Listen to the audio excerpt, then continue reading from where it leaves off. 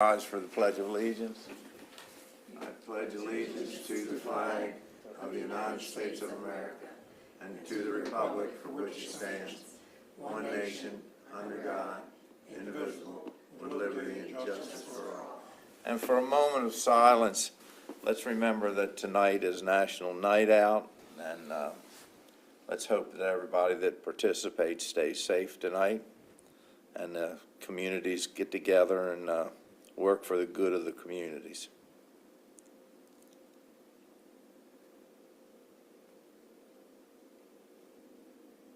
Thank you.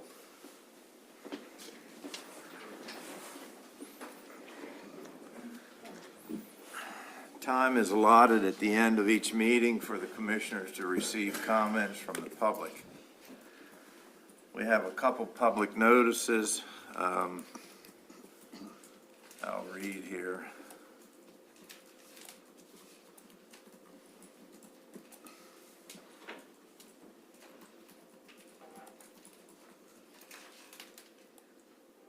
Application has been made by members Christian Havemeyer, Jameson C. Culp, and Karen B.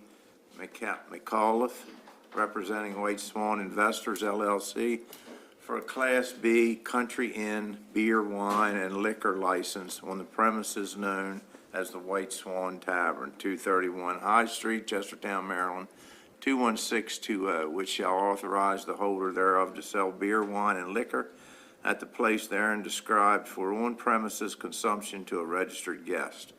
A hearing on the application will be held in the County Commissioners Hearing Room, R. Clayton Mitchell Jr., Government Center, 400 High Street, Chestertown, Maryland, on August the 29th, 2023 at 10 o'clock a.m., at which time any exceptions to the application will be heard. And that's by order of the Board of Licensed Commissioners for Kent County, Maryland, Sandra M. Blackston, Clerk, Kate Manager, published, and it was published in the Kent County News on 8/3/23 and 8/10/23.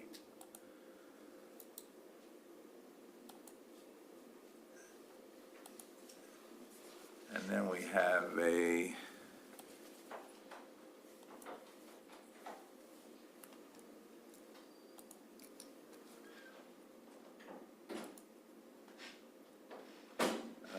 public notice, adoption of Code Home Rule Bill number 2-2023, industrial structures in 301 corridor.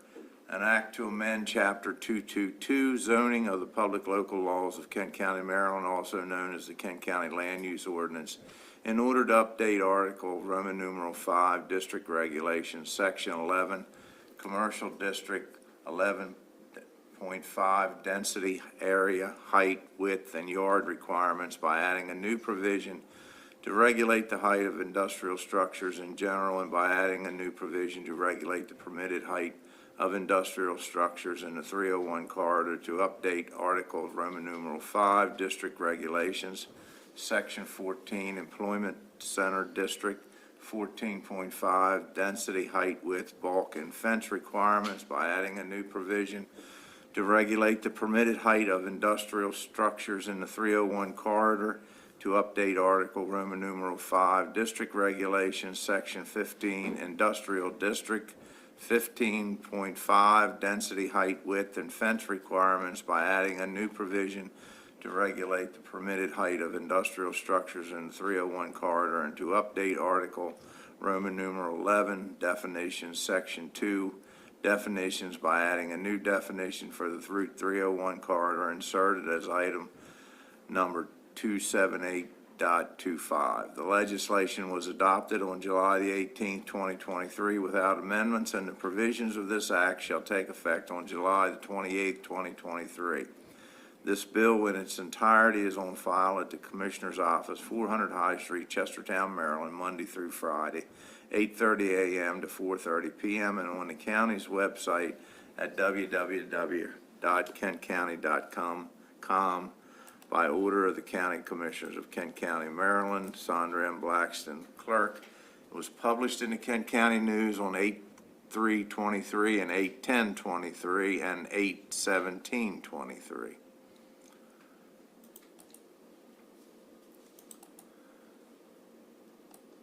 Then we have 3 consent items. Regular session minutes dated July 25th, 2023. Liquor minutes dated July 25th, 2023. American Diabetes Association raffle only, August 13th, 2023. I entertain a motion. So moved. Got a motion and a second. All in favor say aye. Aye. Aye. All opposed, the ayes have it. Now I need a motion to go into legislative session. I'll make a motion that we go into legislative session. Second. Got a motion and a second. All in favor say aye. Aye. All opposed, we are now in legislative session. Jamie Williams, Director, Economic and Tourism Development, is going to talk about the introduction of Code Home Rule number 4-2023, residential sprinkler property tax credit extension. Good evening. Good evening. So hopefully this should be relatively quick. In 2019, legislation was passed to provide a sprinkler tax credit for homes that were built between a certain period up to 2023. So this legislation sunsets this December. And we are proposing to extend it another 4 years to encourage residential growth and housing in Kent County. I think it's a great program, and I'd like to make a motion to introduce Code Home Rule Bill number 4-2023, residential sprinkler property tax credit extension, and proceed with the legislative process.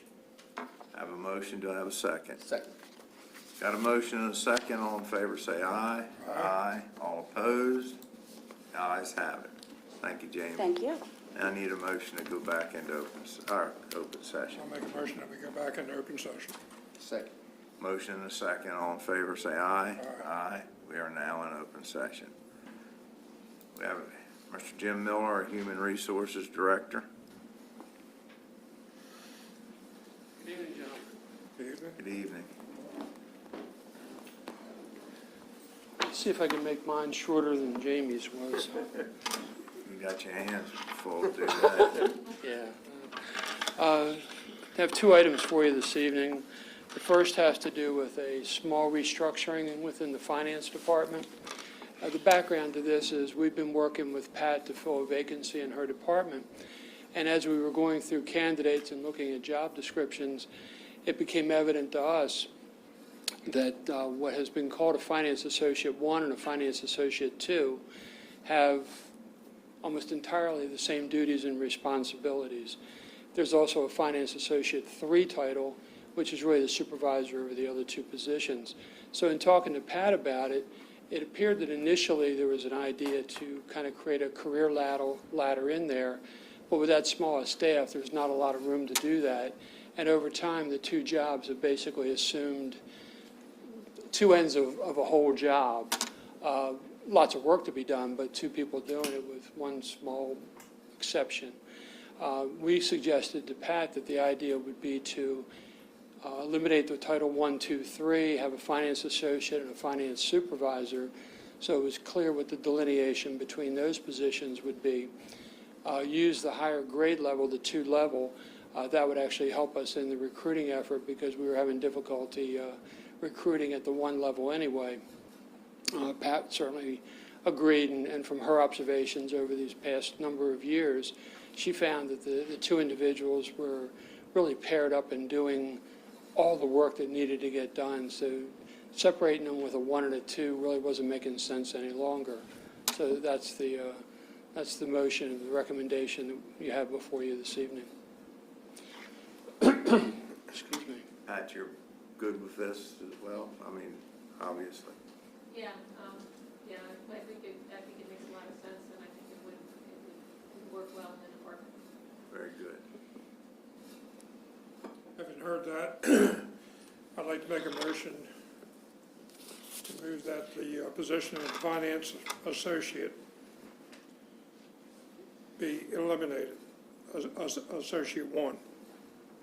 Further, that the title of the finance associate 2 be retitled as Finance Associate with no change in grade, and that the title of Finance Associate 3 be retitled as Finance Supervisor with no change in grade. Have a motion, do I have a second? Second. Motion and a second, all in favor say aye. Aye. All opposed, the ayes have it. Thank you. Thank you. Item number 2, we now have a good candidate for the vacancy in finance for a finance associate. The materials, information have been provided to you. The background is that we saw, actually, Jen in my office predominantly saw 17 candidates.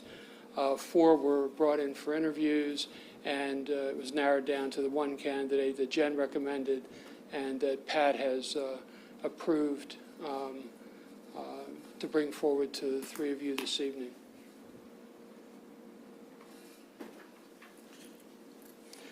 One other point I neglected to mention. It does show as a $2,551 variance to budget. Pat has already looked through her numbers and assures us she can cover that variance. I guess the only question I would have, in looking at the supporting documents prior to the meeting, you had quite a few applicants, Yes, sir. and you did screen those, and you went through them, and you said that you interviewed 4. Yes, sir. Were those the only 4 that were qualified to? Yeah, that met all the qualifications and were within the salary structure.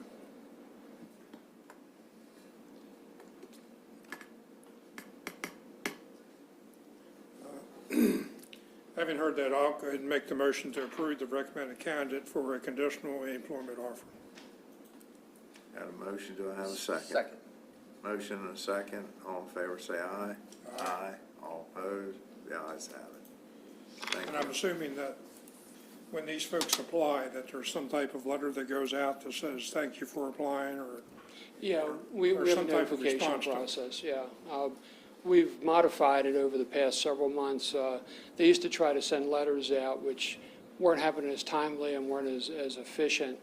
We actually moved to more of an electronic notification so that candidates know where they stand in the process, particularly once we've settled on a candidate and then that candidate's been approved by the commissioners. thank you. Thank you. We still have some vacancies throughout the county. We have quite a number at this point. Would you be so kind to do me and probably all 3 of us a favor and send us an email listing those openings? Absolutely. Yeah, Thank we'll you. take care of that. Yep, appreciate it. All right, thank you, gentlemen. Kent Alcohol and Tobacco Enforcement, Kate, Sandra Blackston, license update. Yes, just have Sandra? one license update. We've been working with an establishment throughout the renewal process, and some information came to light, so we needed to either bring them into compliance or have them make a decision on their license, which they have done. So at this time, we're closing out Frank M. German American Legion Post. They've surrendered their license, and we've went ahead and processed their refund. And that's it? And that's it. Okay. Thank you for the other information.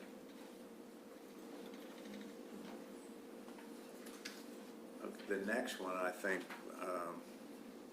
on the agenda, and Jill's not going to be here either, and none of the, Correct. There were a number of conflicts Yeah. with timing, so. we were bringing their lifeguards and pool cashiers and all the aquatic staff and summer camp staff in tonight to recognize all those young individuals that's done a great job for us this summer up Betterton and the community center and all the pools for the lifeguards and stuff. And we have certificates of appreciation for a job well done, but everybody had something else they had to do, so they will still get the certificates, but they won't be here tonight. But we want to thank them because we have had nothing but compliments from up Betterton Beach and every one of our facilities where this stuff, where these young people are working, and they've just done an outstanding job, let alone saving a life. Okay. Mr. Bill Mackey, Director of Planning, Housing, and Zoning. Good evening. Good evening, Bill. The item that you have before you this evening is a resolution. That resolution would put forth a package related to the land use ordinance and send that forward to the Planning Commission and the Agricultural Advisory Commission from this body. So we have been a part of a multi-year process with a task force and Planning Commission, a consultant, staff working, lots of members of the public and input, and this is, at this point, has become sort of your document, right? Planning Commission forwarded you all recommendations. There was, I believe, a 27-page letter with those recommendations. At this point, we are about to enter the legislative phase of the process. So comprehensive rezoning is a little different. There isn't a section of the code that tells you what to do. It's really very general provisions in state law, and the process is something that you can formulate along the way. As a result, the resolution sets out some instructions, right, to forward it to the Planning Commission, to forward it to Agricultural Advisory Commission, to ask those bodies to give you feedback on this document. And the document combines the different documents that have been online over time, the consultant's document, the task force special specific text changes that were talked about for a number of time, different input from the public. Staff were also asked to streamline the process. Those 3 words were like 4 months of work. So the idea is that this is now your all's product, and you're sending this back to Planning Commission and Agriculture Advisory Commission for their input. And I can talk a little bit about what's in that draft if you would like me to do that. Just give you some highlights. Sure. Okay. First of all, I think some of the biggest changes people will notice, and they've been changes that have been evolving along the way, there are graphics in the code now, there are matrices, there's information is combined and presented in a more compact fashion. In the very beginning, we had talked about the goal of reducing the length of the document. Now, the document right now is about 380 pages, but there's a lot more white space. There's graphics. Things are organized in more easily navigable ways. So today I thought, well, let's take a look at how many words there are and how many characters there are. Right? The old code is single space, basically typed words for almost 489 pages. So word count has gone down almost by half. We're at 56%. So we really have reduced the volume of words that people have to go through. There's more pictures, there's matrices, but words themselves, it is a much more compact and concise document. Some of the things that this document puts forward is the zoning map amendment and zoning text amendment process are separated for clarity. They're sort of interwoven. The total number of zoning districts has been reduced from 17 districts to 12 via some mergers and elimination of districts that have no land in them. Mentioned the graphics. Some of the permitted uses have been revised in ways to sort of group them together. Our uses are presented alphabetically, and there's, like, for example, animals kind of sprinkled all throughout the code. So by using one term, animal husbandry, and then a subtitle, it kind of puts them all together in the lists for people to maybe understand more easily what animals are permitted in their zoning district. In AZD, agritourism and weddings have been added as a special exception. And in AZD, enclaves have been removed as an option, and the 10% rule has been retained without revision. Based on some discussion on this matter, restaurants with drive-through facilities in the Route 1 corridor have been added to the employment center as requested. There's a new adaptive reuse in AZD. This is a staff suggestion. There's some existing religious and commercial buildings in AZD. They're on very small parcels, and those buildings have trouble getting reuse. When a church moves away or an office moves away, then that building has very few uses it can do. This suggestion is that there's a process by which other uses can be allowed for those small parcels that may have an old building on it from a previous use long ago. Home occupations, there's some suggestion by staff that those be simplified so that they can be issued a use permit, but in some cases they would not be required to, like when people are doing home crafts in their home and they may be selling those online. the impact to that neighborhood is zero, right? The mailman comes to the mailbox every day, people do crafts in their home. There's really no difference in how that works. And daycare centers being at houses of worship without a special exception within an existing building is another suggestion that's been added. The processes have been streamlined. That's part of the biggest reduction in language. Village master plans are no longer referenced because those plans were never adopted by the county, so the code is full of places to refer you to your village master plan, but they were never adopted.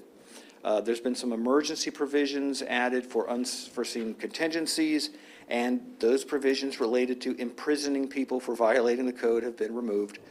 We're not going to ask for imprisonment anymore. Under zoning, off-street parking regulations have been gathered from across the ordinance into one location.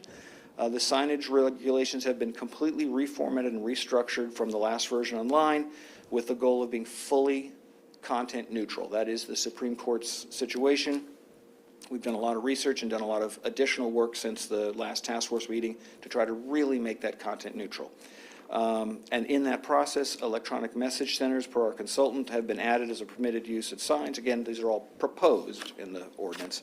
And then staff, and by that I mean me, I've proposed doubling the allowed signage on farms in AZD to this extent that we allow one 4 by 8 foot sign. Right now, we only allow half of that. 4 by 8 is a piece of plywood. So I don't know if that'll be controversial, but it just allows, I mean, we've had a lot of requests. Can't I just put my sign on a piece of plywood and put it up? And our answer is no, you got to cut it in half. So I'm suggesting we might consider that through the process. Obviously, Planning Commission will opine. Critical area program Carla has walked through every sentence of that. There have been updates required to that part of our code since 2008. Is that the right? Yep. So all of the updates required since 2008 are being incorporated, and we'll be reviewing that with the Critical Area Commission, and after you all are done, they will do a formal review of the entire code. Forest conservation provisions, there was a specific text amendment proposed by a member of the public that has been incorporated as was recommended by the Planning Commission that would have some increases to fees, to maintenance periods, and to surety periods to ensure that forest conservation is executed. Floodplain management, the suggestion is to move from the 2 foot of freeboard to 3 foot of freeboard that was adopted in the county's hazard mitigation plan. And under definitions, agritourism, fowl, livestock, and poultry are now defined. FEMA terms are revised, and unused terms are deleted. So that's the 500 mile an hour highlights of some of the provisions. There's many more. And the copies that are in your agenda, there's 2 versions. There's a clean copy so someone can just read through what the code might look like if all these changes were to be adopted. And then there's a marked up code. And I do want to talk about that just for a moment. The entire structure of the code has been changed. Things have been rearranged, reformatted, reorganized. I mean, in a way, almost every word has been touched in some way. The highlighted changes in yellow and the underlined changes are really substantive content changes. Even though everything's been moved around, the vast majority of the code is requiring the same things that we've always required. They're just now organized differently. The words are condensed, multiple repetitions are eliminated, but there are things that are some new ideas from the task force, from the consultant, et cetera, that we've kind of gathered together along the way. So those changes are specifically called out if people want to just sort of go through the code and say, well, what are the new things that are going to be talked about? Those would be the new things. So that's my overview. Excited to be at this point. It's been a long, long process, and now we're entering the legislative process, and it's your document, and we'll be moving forward with it. I just wondered what you're going to do with all your spare time. 'Cause I will have a I don't plan. think you ever thought you'd live to sit long enough to see this day, Agreed. but Thank we're you. here. And thank you. Thank you. Thanks for letting me kind of give a big summary. I hope that folks will be able to access the YouTube video if they have questions and sort of hear the overview. So, thank you. Okay. And Bill, what was the timeline on getting this back to us after the Planning Commission? Right, so Agriculture. we've scheduled a discussion item. Planning Commission's going to meet in 2 days on Thursday.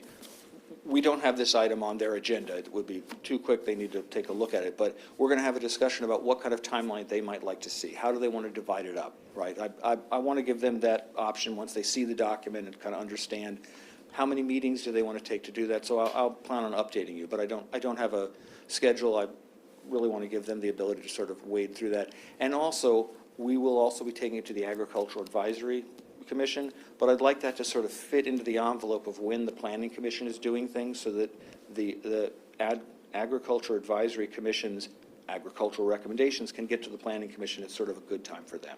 So I'll certainly update you.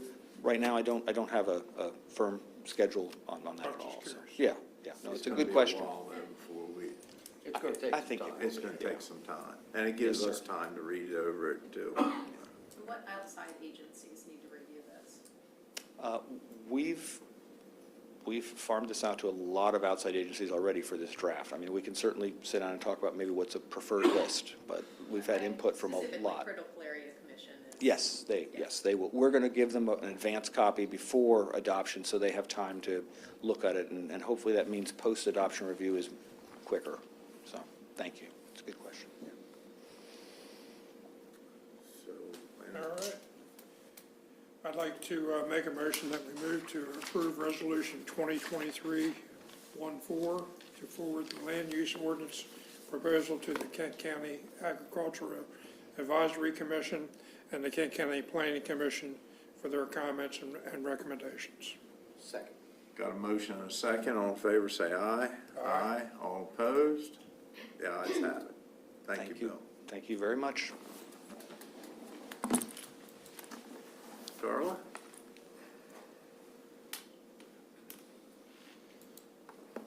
Carla, before we start, Commissioner Nickerson is going to abstain from this only because he's got some family members that might be a part of a couple of these things. Certainly.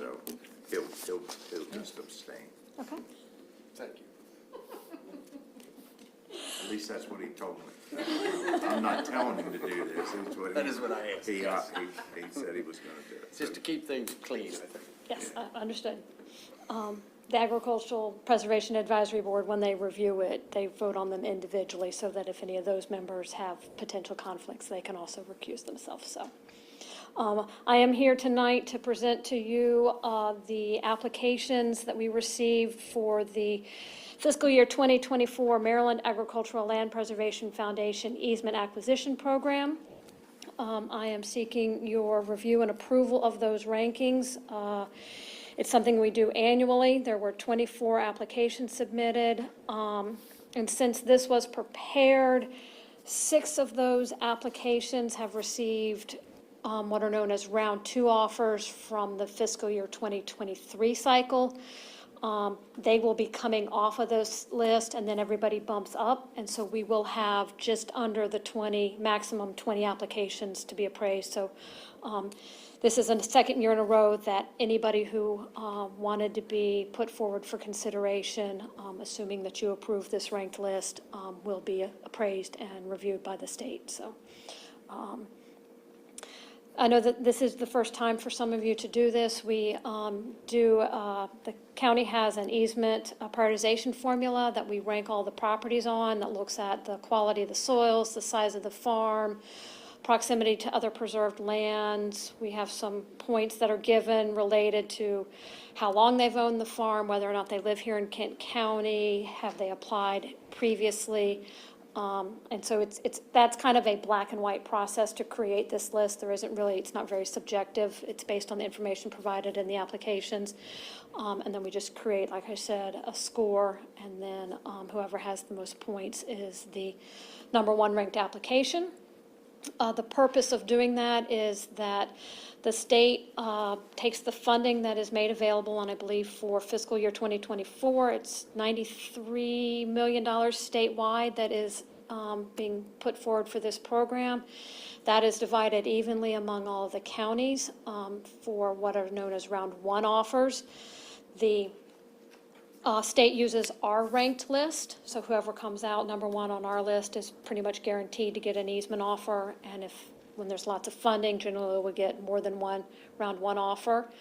What happens then if there's funding left over from either counties that do participate or counties that don't participate, because there are a couple that do not participate, it gets put back into the pot, and the state uses for round 2 what is known as a discount ratio, where they divide the owner's asking price by the easement value. And so whoever is kind of giving the biggest bang for the buck to the state comes out number one on that list. They just run down that list until they use all the funding that's available. Kent County generally does really well in round 2 offers. And, you know, so I think for fiscal year 2023, we've ended up with, I think, 8 or 9 offers out of, I believe, 12 farms that were appraised. So it's probably close to 1,500 acres of farmland that might be going into permanent preservation. Okay. I'll entertain a motion. I'll make a motion to approve the ranked list of applications for the FY 2024 MALPF. And I know that stands for something. MALF, or Maryland Okay. Agricultural Land Preservation MALF. Foundation. Easement Acquisition Program. And I'll second that. Okay. Got a motion and a second. All in favor, say aye. Aye. Aye. All opposed? The ayes have it. Thank you very much.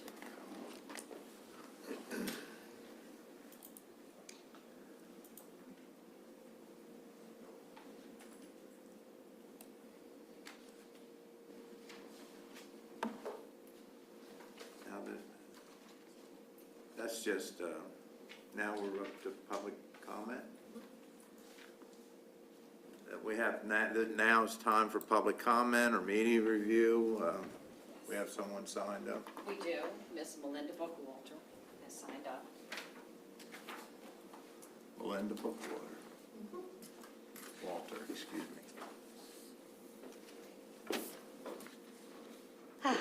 Good evening. Good evening. Melinda Bookwalter. I live on West Edge Road, Millington, on Mills Branch Creek, Mills Branch. And I'm addressing the public notice of the Code Home Rule height legislation, which is adopted on July 18th. Commissioner Albertson voted against the height increase for industrial buildings in the 301 corridor. Commissioners Price and Fithian voted for the height increase. And I wanted to thank you, Commissioner Price, for talking and meeting with several of us and then expressing our concerns at the commissioners' meeting on July 18th. You spoke of our concerns regarding maintenance of county roads, traffic issues, access from Route 301, berms, landscaping, possible sound barrier, and thanks again to you and staff for sending me your comments so I wouldn't misquote you. You put these concerns in the form of a directive for county staff to address and assure that the appropriate measures are implemented to a satisfactory level. That was a quote. That's all well and good.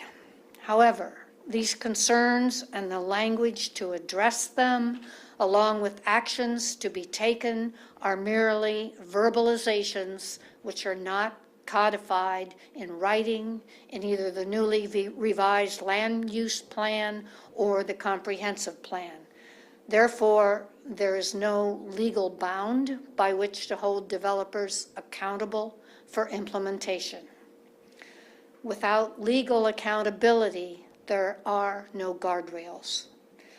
You can ask that developers commit to reasonable cost sharing of maintenance of county roads, address traffic issues, access from 301, berms, landscaping, possible sound barrier, etc., as directed by Commissioner Price. But we cannot demand by law because, again, it's not codified. And I think I'm pronouncing that word right, I'm not sure. There are other infrastructure costs that will tax our county budget: police, fire, environment. By the way, most Chester River testing spots fail safe swimming bacteria count standards, most of them on the Kent County part of Chester River. And this new warehouse is on Mills Branch, feeds the Chester River. Precedent will be set with the building of these first 2 distribution centers bordering Mills Branch. There are 4 bigger plots, one of them on the west side of 301 and 3 on the east side of 301 that fall into the newly adopted 60-foot height. You can ask them to. Thanks for your time and allowing me to speak. Thank you. Would you like a copy? Sure.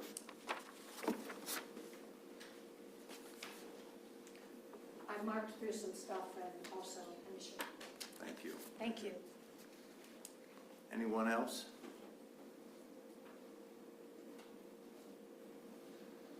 Then I think we have a closed session.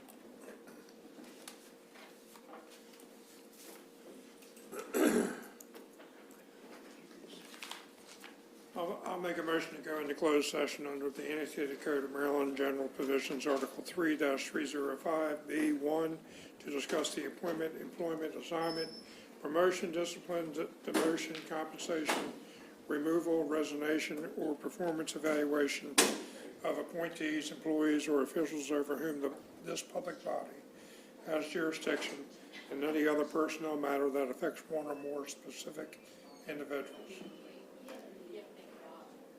Second. Got a motion and a second. All in favor, say aye. Aye. All opposed, the ayes have it. We are in closed.